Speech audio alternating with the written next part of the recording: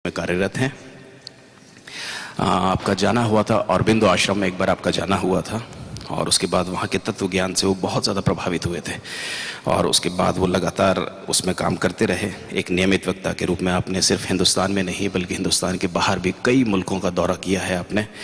और उनका निकट भविष्य में उनका मानना है कि आध्यात्मिकता भौतिक और रसायन शास्त्रों की तरह कक्षाओं में पढ़ाई जाएगी। और इस उम्मीद के साथ कि एक बहुत अच्छी उम्मीद उन्होंने जगाई है और बहुत मुश्किल होता है। देखिए, आईएएस ऑफिसर का आप शेड्यूल देखेंगे तो बहुत टाइट होता है, उसके लिए वक्त निकालना बहुत मुश्किल होता है, फाइल से निकल पाना मुश्किल होता है, मंत्रियों के ऑर्डर्स को पे से बाहर निकल पाना बहुत मुश्किल होता है। लेकिन जब देखा कि उन्होंने विदर्भ में, जब महाराष्ट्र में जब किसानों की आत्महत्याएं लगातार बढ़ रही थी तो उस तरफ उनका ध्यान गया और गरीब किसानों के 100 बच्चों की पढ़ाई लिखाई का पूरा जिम्मा आपने लिया, अडॉप्ट किया उनको कि 100 बच्चे की पढ़ाई लिखाई आप करवाएंगे। आप इनमें से कई लड़कियों ने जो है teachers training, nursing teachers training की है और लगातार कर रहे हैं। एक टॉपिक आज का है कि हमारी डेली रूटीन में, हमारी ज़िंदगी में एक अध्यात्म का क्या रोल हो सकता है और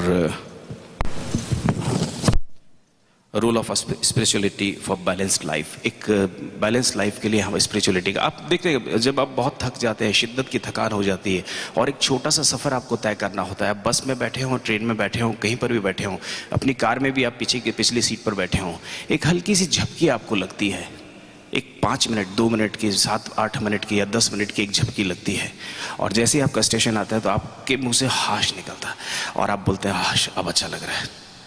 सिर्फ 10 मिनट के लिए आपकी आंखें बंद हुई थी, आप एकाग्र हुए थे, वो भी मेडिटेशन का एक प्रकार है ना। तो शिद्दत की थकान के बाद आप अपनी ज़िंदगी को कैसे नियंत्रित करते हैं, उस पर बहुत अच्छी बातचीत करने के लिए मैं डॉक्टर श्री अजीत सक्सेना साहब से रिक्वेस्ट करूँगा, सर प्लीज़ थोड़ी देर लेपल माइक हमारे पास नहीं है, जब तक तो एक 10 मिनट में, उसके बाद फिर पोडियम से या फिर आप कॉर्डलेस यूज़ कर सकते हैं।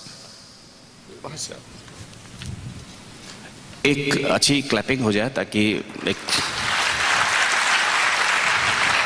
Thank you very much.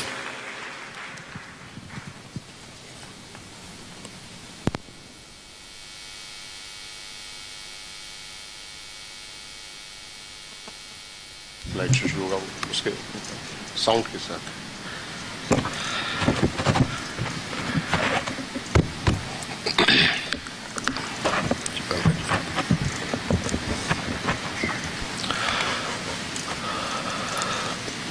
वो मुझसे जब भी मिलता है मेरी तारीफ करता है, वो मुझसे जब भी मिलता है मेरी तारीफ करता है, मेरे ऐबों से मुझको बाखबर होने नहीं देता।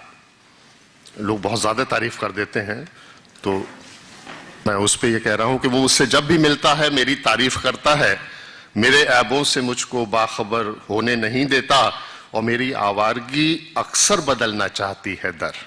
मेरी आवारगी अक्सर बदलना चाहती है दर, मगर वो है कि मुझको दर बदर होने नहीं देता।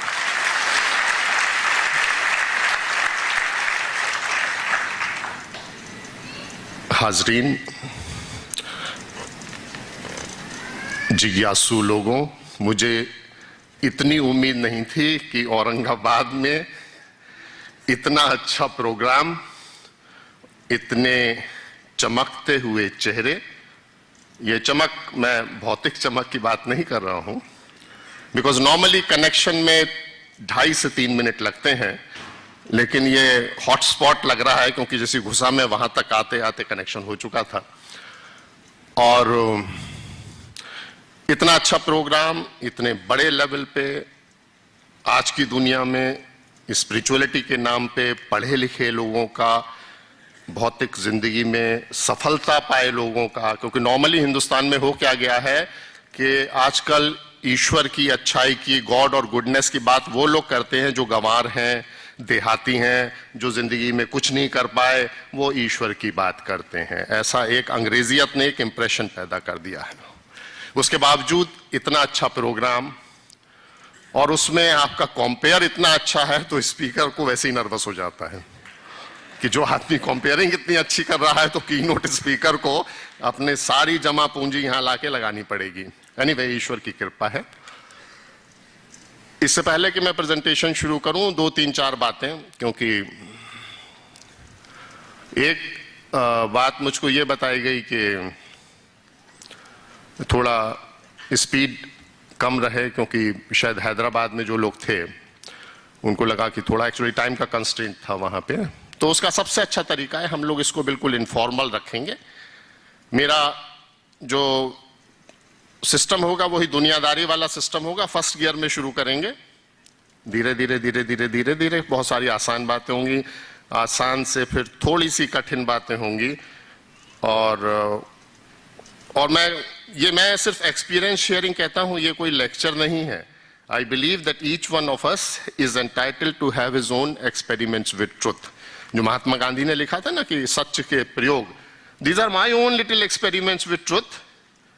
और मैं बिल्कुल शहरी आदमी हूं, तो मैं इसलिए सबसे ये शेयर करता हूं कि अगर एक आदमी शहर में रह के शहरी जिंदगी, और हमने ना कभी गांव देखा, ना ईश्वर की कृपा से कभी गरीबी देखी, ना कभी कोई मुसीबत झेली, उसके बावजूद अगर एक पढ़ा लिखा आदमी इस तरह की बात कर रहा है तो वो आपसे अपने एक्सपीरियंसेस शेयर करना चाह रहा है। तो ये एक्सपीरियंसेस शेयर करते करते, और उसको बहुत आसान तरीके से मैं आपको कुछ हादसे बताऊंगा, 4-6 कहानियां सुनाऊंगा। अब उन्होंने एक्चुअली ऑलरेडी 2 शेर सुना दिए, तो मैं आपको 10 शेर सुनाऊंगा। और उसके बाद जब इंटरमिशन होगा, वहां से बहुत सीरियस बात शुरू होगी, क्योंकि स्पिरिचुअलिटी ये शौकिया नहीं होती। एक्चुअली मैं बड़ा परेशान हो जाता हूं कभी कभी लेक्चर्स के बाद लोग आते हैं, कहते हैं सर बड़ा मजा आया। तो फिर मुझे बहुत डाउट होता है, मैं फुल लेंथ मिरर के सामने जाके खड़ा होता हूं कि क्या मैं मदारी टाइप का आदमी हूं क्या। तो मैं चाहता हूं मजा भी आए, लेकिन साथ साथ रोशनी मिलना बहुत जरूरी है। और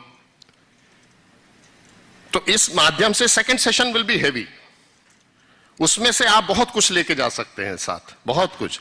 और जैसा मैंने बताया, ये टेक्नोलॉजी है, इसको एक बार सीख गए तो अपने घर बैठे कहीं भी बैठ के आप इसको कनेक्ट कर सकते हैं, और यू कैन रिमेन कनेक्टेड। तो अब प्रेजेंटेशन शुरू करते हैं। प्रेजेंटेशन में शुरू में जरा 30 सेकंड मेरा साथ दीजिएगा। आप लोग भी कनेक्ट होइए, मुझको भी कनेक्ट होने दीजिए। और एक बार कनेक्शन हो गया, फिर file transfer will be very fast, वो I can assure you. Okay, तो बिल्कुल आराम से, बिना किसी ये माने कि ये कोई लेक्चर है, ये कोई टॉक है। सिर्फ ये है कि ये बंदा बाहर से आया है, ये कुछ कहता है कि इसने कुछ एक्सपीरियंस सुना है, जरा देखते हैं क्या बोलता है। और यंग लोगों को मेरी गारंटी है कि आज से 10 साल बाद, 5 साल बाद सडनली लगेगा, अरे that day in that lecture that fellow came from Chennai, this is what he was saying. Okay, तो बस आंख खोल के, अपनी सारी फैकल्टीज खोल के, लेट अस इंटरेक्ट। और आखिर में शायद टाइम भी होगा तो हर क्वेश्चन का जवाब है। आई कैन गारंटी स्पिरिचुअलिटी में कोई भी सवाल ऐसा नहीं है जिसका जवाब नहीं है। अनफॉर्चुनेटली स्पिरिचुअलिटी को बहुत कॉम्प्लिकेट कर दिया गया है।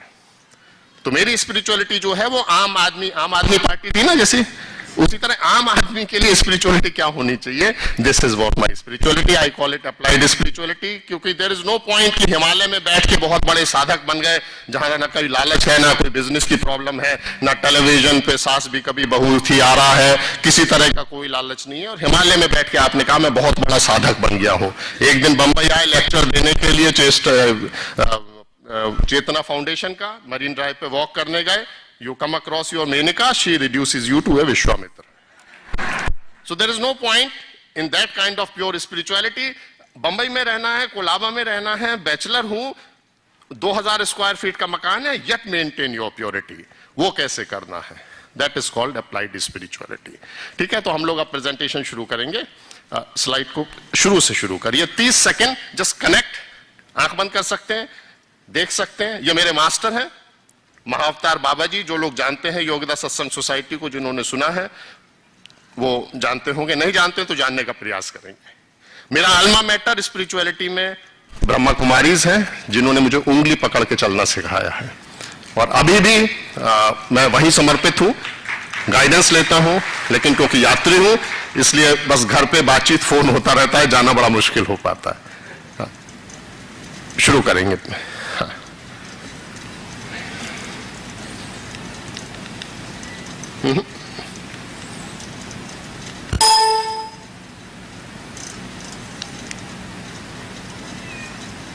ऑडियो इसका ऑफ है।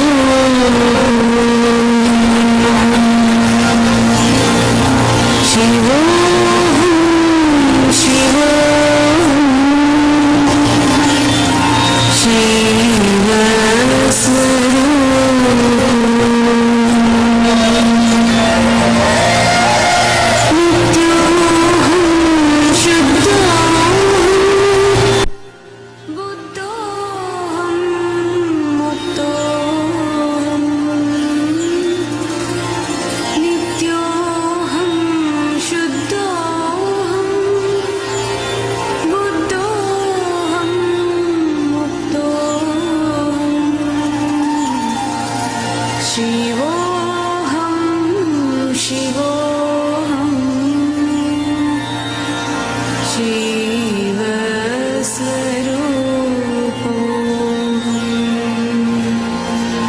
शिवोऽहं शिवोऽहं शिवस्वरूपोऽहं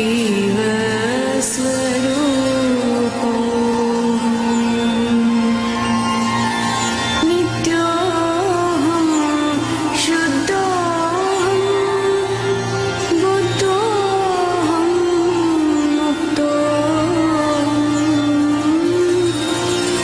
नित्योऽहं शुद्धोऽहं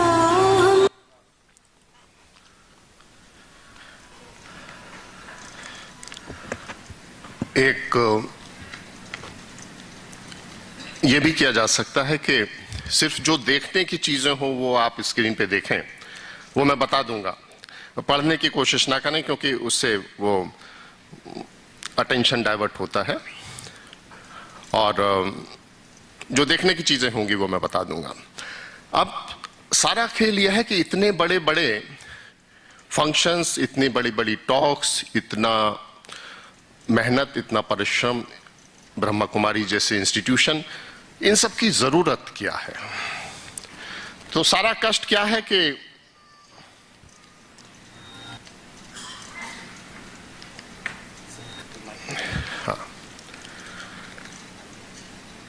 सारी परेशानी है कि मदर ने कहा है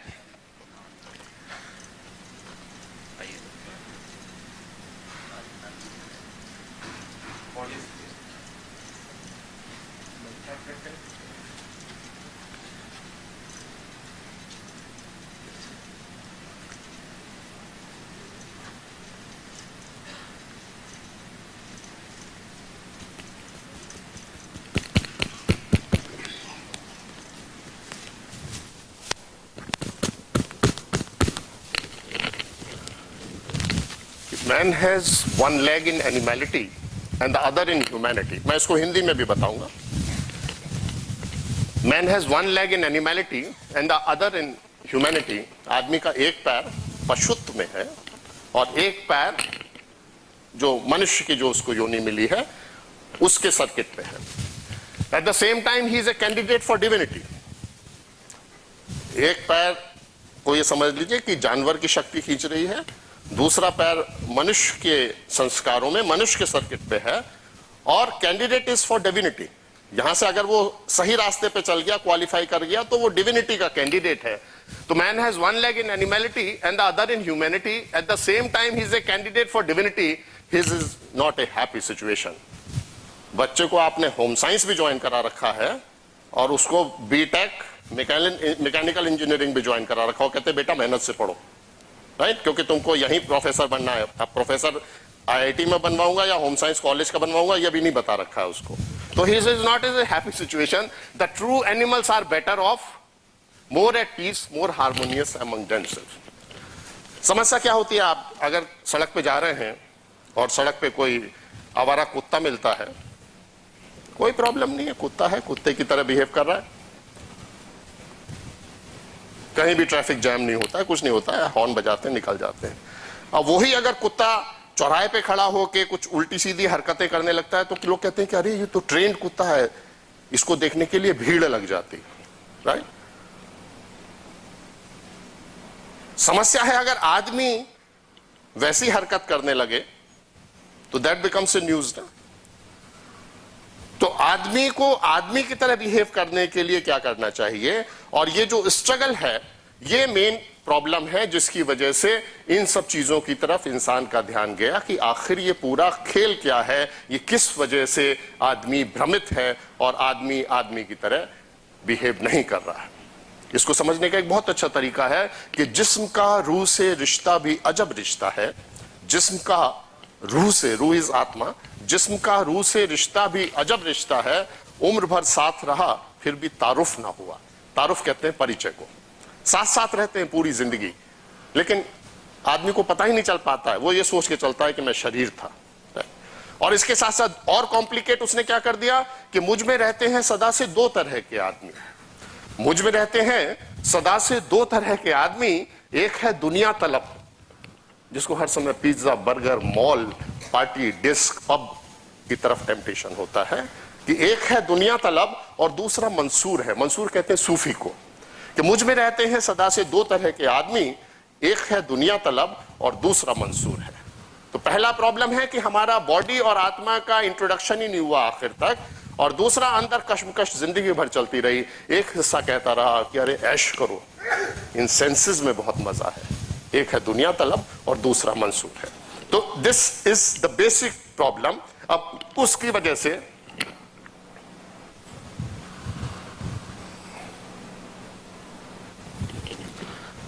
और यह भी अजीब चीज है कि यक्ष प्रश्न था युधिष्ठिर से किया था कि सबसे बड़ा अजूबा दुनिया का क्या है।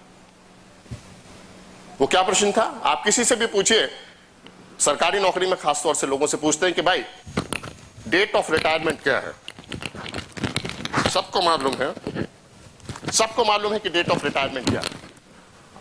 यहां साहब 2022 में है, 2024 में, और सारा इंतजाम है।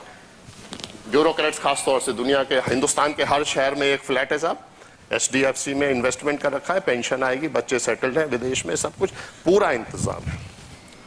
अब उनसे अगर ये पूछ लीजिए कि ठीक है डेट ऑफ रिटायरमेंट तो आपको मालूम है, डेट ऑफ वापस जाने का कुछ, तो लोग कहते हैं भाई कितने, ये तो बहुत ही असभ्य आदमी है, किस तरह की बातें करते हैं, अशुभ आदमी है। जबकि जिंदगी में सिर्फ एक ही सर्टेनिटी है, बीच में क्या होगा कुछ नहीं पता है, लेकिन एक चीज पक्की है कि जो पैदा हुआ है वो मरेगा भी। लेकिन हम इसको फेस करना नहीं चाहते हैं। अब उसका सबसे अच्छा आसान तरीका यह है, जो मैं पिछले 20-22 साल से ट्राई कर रहा हूं, मैंने अपने ब्रह्मा कुमारीज में भी काफी अप्रोच लगवाई, कि अगर कुछ ऐसा सिस्टम हो जाए कि जब ऊपर से वो भेजे तो यहां पे हो date of birth, date of manufacture और डेट ऑफ एक्सपायरी, और उसके बाद लिख दे वो, एंड उसके नीचे बेस्ट बिफोर।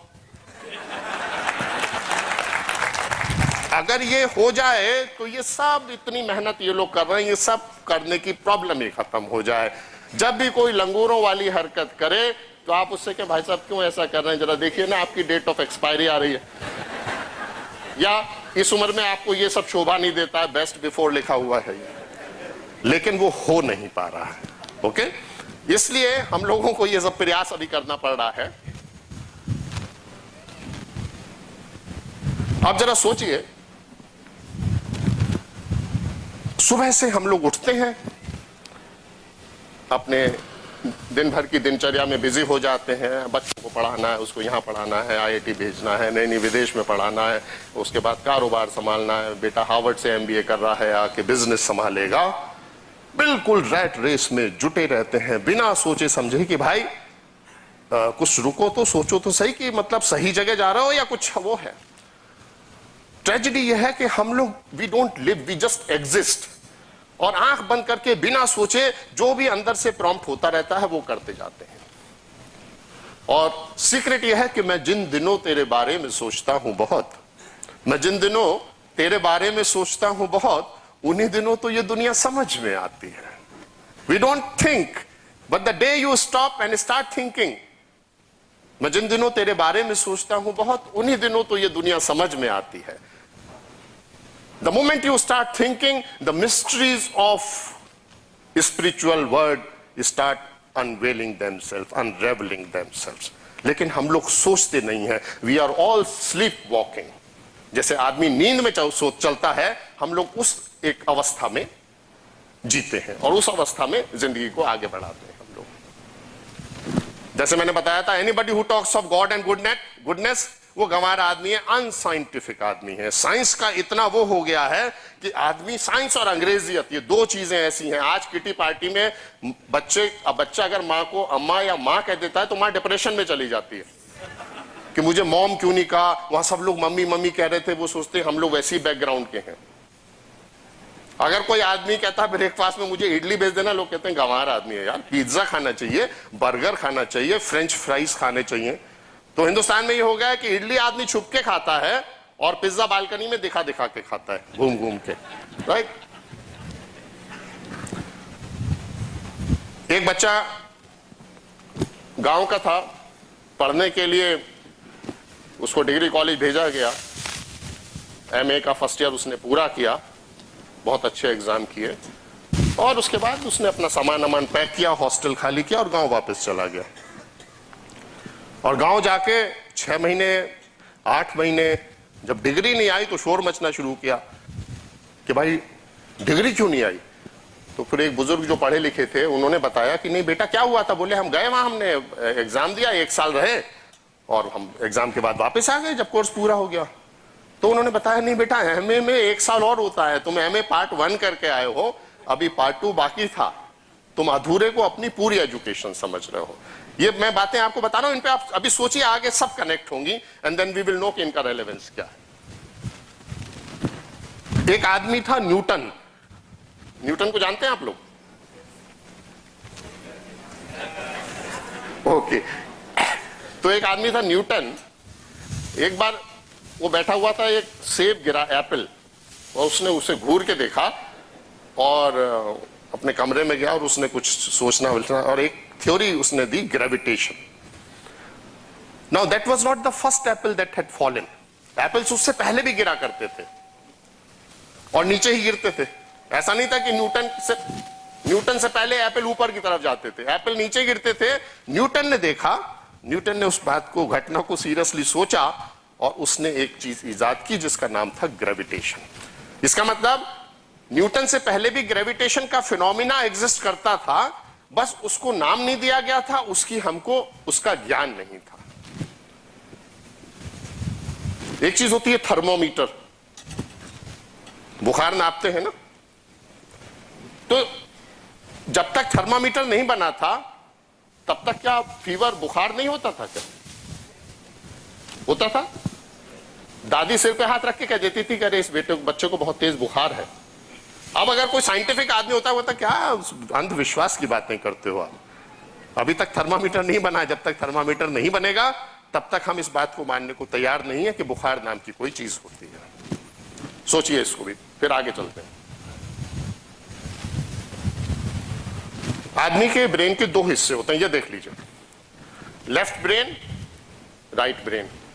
लेफ्ट ब्रेन का ये सब काम होता है बेसिकली लॉजिक, और राइट ब्रेन का काम जो होता है, these are things like fine arts, things related to creativity, the subtle dimension of life.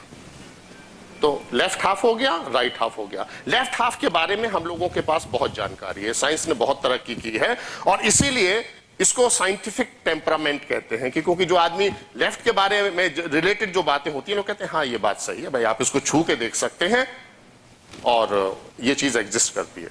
लेकिन इसका मतलब ये नहीं है कि जिसको आप छू के नहीं देख सकते वो एग्जिस्ट नहीं करता है। लेकिन हम लोग अभी जो सो कॉल्ड मटीरियल साइंस को ही साइंटिफिक टेम्पर मानते हैं और उसको इतना बढ़ावा दे दिया है कि हमने आंखें बंद कर ली हैं कि जो कुछ नहीं दिखता है, जो कुछ नहीं छू सकते हैं, जो कुछ महसूस नहीं कर सकते हैं, वो एग्जिस्ट नहीं करता है। ये हम लोग मानने लगे, बजाय ये मानने के कि अभी हम लोगों की वो साइंस डेवलप नहीं हुई है जो मटीरियल एग्जिस्टेंस के अलावा की चीजों को भी मेजर कर सके या उनके बारे में हमें जानकारी दे सके। तो क्या हुआ, सारा लेफ्ट ब्रेन ओरिएंटेड अप्रोच हो गई और too much of it only left brain. Right brain तो ऐसा लगने लगा जैसे डेंटिस्ट के पास जाते हैं ना, तो वो कहता है साहब ये विजडम टूथ है, इसको निकलवा दीजिए, इसका कोई यूज नहीं है। किसी भी डेंटिस्ट के पास जाइए तो वो यही सजेस्ट पहले ही कहता निकलवा दीजिए साहब, आपका तो कोई यूज नहीं है, मेरा फायदा हो जाएगा। तो या तो इसको भी निकलवा दिया जाए राइट ब्रेन को, या फिर इसके बारे में सोचना शुरू किया जाए। अब क्योंकि इतनी ज्यादा लेफ्ट ब्रेन के ऊपर हमारी वो हो गई है फोकस कि nothing right in my left brain and nothing left in my right brain, पूरी तरह से हम लोग साइंटिफिक हो गए। अब ये साइंटिफिक टेम्परामेंट, अंग्रेजियत, सो कॉल्ड तरक्की, उसके बाद भारत ने, हिंदुस्तान ने, हमारे समाज ने कितनी तरक्की की है, कहां से कहां हम लोग पहुंच गए। ये देखिए आप लोग कि जिस देश की एंशिएंट वैल्यू थी सर्वे भवन्तु सुखना, मे ऑल बी हैप्पी, ये अपने एक महावाक्य है, सर्वे भवन्तु सुखना। जहां ये प्रेयर होती थी कि मे ऑल बी हैप्पी, वहां की बिजनेस फिलॉसफी आज क्या है, कर लो दुनिया मुट्ठी में। कि सब कुछ मेरे कंट्रोल में आ जाए, पीने का पानी भी आदमी जब तक मेरी बॉटल वाटर ना पिए तब तक गिड़गिड़ाता रहे। सर्वे भवन्तु सुखना से कर लो दुनिया मुट्ठी में। जो फिलॉसफी थी लोका समस्ता सुखनो भवन्तु, there are various planes of existence, and जहां पे हमारी प्रेयर ये हुआ करती थी कि may there be happiness peace in all the planes of existence, वहां आज इस देश की सो कॉल्ड वेस्टर्न वर्ल्ड की मैनेजमेंट फिलॉसफी है विन विन। 50-50 कर लो यार, बेचो तो सही, ओके 60-40 कर लो, 70-30 कर लो, बेचो तो सही समाज को, देश को। As if the existence belongs to two individuals. Every scripture says कि no, it is not these two. There is much larger existence and each one in that pool of existence is interconnected. ये किसी का private business नहीं है कि 50-50 कर लो, win win win win. Now we have come to this level from लोका समस्ता to win win। इसको सिर्फ सोचिए, अभी आगे सब क्लियर होगा। ओके, थोड़ा अभी इसलिए स्लो चल रहा हूं कि वो लास्ट टाइम हुआ था कि बहुत तेज हो गया। ईशावासा इदम सर्वम, God is all pervasive, all pervading. God is like a aquarium and we are all connected through that connectivity, that what we call spirit। ईशावासा इदम सर्वम, गॉड इज ऑल परवेसिव। मुझको मेरे सीनियर दोस्त कहते हैं Ajit Saxena, why are you so bothered यार, corruption is all pervasive, क्यों परेशान रहते हो?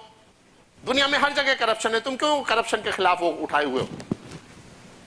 हम लोग जब बच्चे थे तो हम लोग इन गानों को सुन के बड़े हुए कि मन ही देवता मन ही ईश्वर, मन से बड़ा ना कोई। और आजकल मनी ही देवता मनी ही ईश्वर, मनी से बड़ा ना कोई। और कोई बहुत ही सेक्युलर आदमी है वो लोचाए मोहब्बत, लोचाए उल्फत हो गया। Right, see the difference in the lyrics. Money देवता मनी ईश्वर, या वो बड़ी बड़ी आंखें आंसुओं की टंकी, छोरी बड़ी ड्रामा क्वीन है। लोग कहते हैं क्या गाना लिखा है। राइट, कहां से हम लोग कहां आ गए, और कितने साइंटिफिक भी हुए साथ साथ, कितनी मटेरियल प्रोग्रेस भी हम लोग ने की है। तो ये लोचाए उल्फत क्यों हुआ है, वो मेरे ख्याल में इस सेशन के बाद काफी हद तक क्लियर हो जाना चाहिए। और अगर क्लियर नहीं हुआ तो फिर मेरा आना बेकार है, but I am sure clear हो जाएगा। These ideals have led to a society जहां इंस्टीड ऑफ सत्य धर्म एंड न्याय, उसको मत देखिए, सत्य धर्म और न्याय का जो प्रोटोकॉल होना चाहिए, बजाय उसके हर आदमी रैट रेस में शामिल हो गया है, जिसकी वजह से हर आदमी कहीं ना कहीं भय से ग्रसित है या लालच से। जो उसका ऑपरेटिंग जो सॉफ्टवेयर है या तो वो भय ड्रिवन है या लालच ड्रिवन है। और भय और लालच, ये दो चीजें आदमी से कीड़ा मकोड़ा बना देती हैं। इसलिए जिंदगी में अगर भय हो तो सिर्फ ईश्वर का हो, हालांकि ईश्वर से भी भय की जरूरत नहीं है, उससे भी प्रेम की जरूरत है। और लालच अगर है तो लालच सिर्फ इस बात का होना चाहिए कि मैं कैसे, कौन मुझे उससे मिलवा सकता है। आजकल ये मानने लगे कि हाई पोजीशंस, बड़े बड़े पदों पे पहुंचने का मतलब है कि भाई लड़का अफसर बन गया तो 3 पीढ़ियां तर गई। अभी हमारे एक दोस्त थे chief commissioner of income tax, वो ट्रांसफर पे जा रहे थे तो उनका फेयरवेल हो रहा था, मैं भी था डायस पे। तो करीब 5-6 लोगों ने, जो बड़े बड़े कॉर्पोरेट, बड़े बड़े बिजनेसमैन अपने अग्रवाल समाज के, वो सब आए और उन्होंने कहा कि भाई पांडे जी के बारे में सबसे बड़ी बात ये थी कि इतने बड़े पद पे होते हुए भी इतने ईमानदार, इतने सज्जन, इतने विनम्र और इतने अच्छा इंसान, ये हम लोग ने जिंदगी में पहली बार देखा है। और ये बात पे हम लोग विश्वास नहीं कर सकते। और 5-6 जितने आए बड़े बड़े लोग, और सब मैच्योर इंटेलिजेंट लोग थे, सब ने यही बात रिपीट करी। तो मैं बहुत परेशान हो गया और जब फाइनली मुझे बोलना पड़ा तो मैंने कहा कि आज हमारे समाज की क्या हालत हो गई है कि पूरा समाज ये मान के चलता है कि अगर आदमी ऊंचे पद पे है तो थर्ड रेट, घटिया, स्वार्थी, भ्रष्ट, निकम्मा और बिल्कुल पशु की दायरे वाला आदमी होना चाहिए। अच्छे पद, ऊंचे पद पे अच्छा आदमी हो ही नहीं सकता। ये हमारी मान्यताएं हो गई हैं जिनको हमारे समाज ने एक्सेप्ट कर लिया है। अब इस तरह के समाज में क्या होता है, ऐसा समाज क्यों बना है? क्योंकि वो ये मान के चल रहा है कि यही जो है ये हाड़ मांस और ये जो भौतिक जिंदगी है, डेट ऑफ बर्थ से डेट ऑफ एक्सपायरी के बीच की, यही अल्टीमेट सत्य है।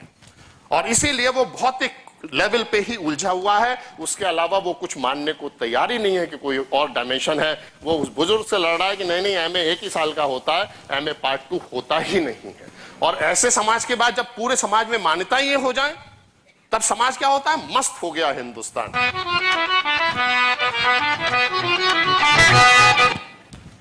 Diagnosis,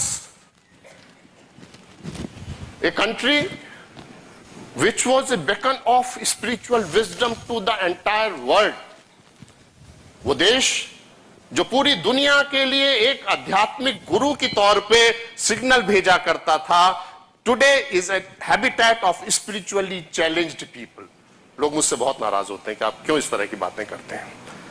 we know no mentally challenged people, उसमें बच्चे का कोई दोष नहीं है, लेकिन the whole country has become 98% population is of spiritually challenged people, कि उनका जो स्पिरिचुअल सर्किट है वो ऑफ ही कर दिया उन्होंने, बहुतों ने निकलवा दिया।